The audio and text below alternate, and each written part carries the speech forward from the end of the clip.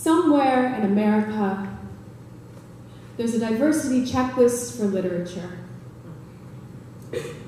And somewhere towards the bottom, in big, bold letters, there's Sherman Alexie.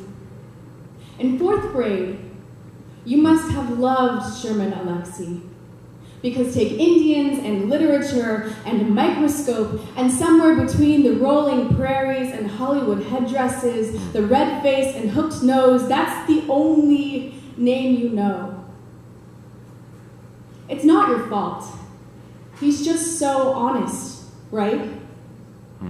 Teenage tongues thickened by reservation accents, white girl-loving preteen baby boys come of age, and a land carved up by poverty, using the word Indian, just like your non-Indian classmates, like your non-Indian English teacher says. So it's okay to say the word Indian. I dare you to say the word Indian. Just ask Sherman Alexie.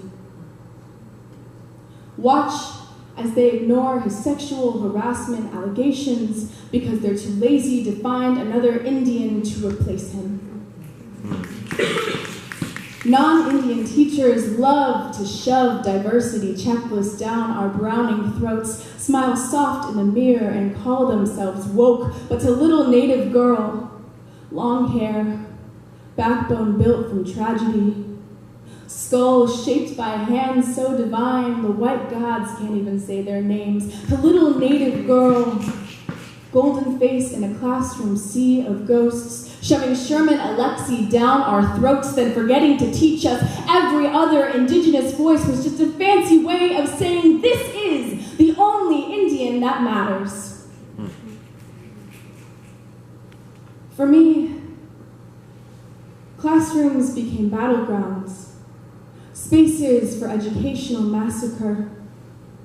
I grew up defending myself from identity genocide because years after my ancestors took up arms, I am still fighting a war for visibility. I feel my limbs become transparent each time my teachers tell me the single story, the Sherman Alexie, each time they satisfy their guilt with the tall tale. They want me to be the brown boys in the books they give us, poor and noble, only stewing in poverty on reservations they'll never say is their fault too.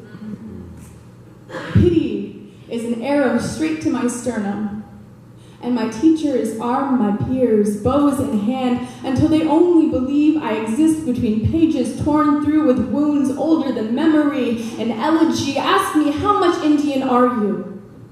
And I'll show you the pieces they have torn away. Disassembled, emaciated, appropriated, stitched into stereotypes you will surely recognize.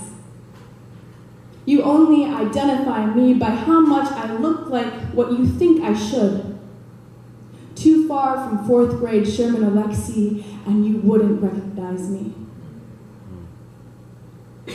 Between the peppered grounds, the bullet casings, the carcasses of my history, disemboweled by foreign hands, I root myself into synthetic fiber carpet and imagine it damp earth again.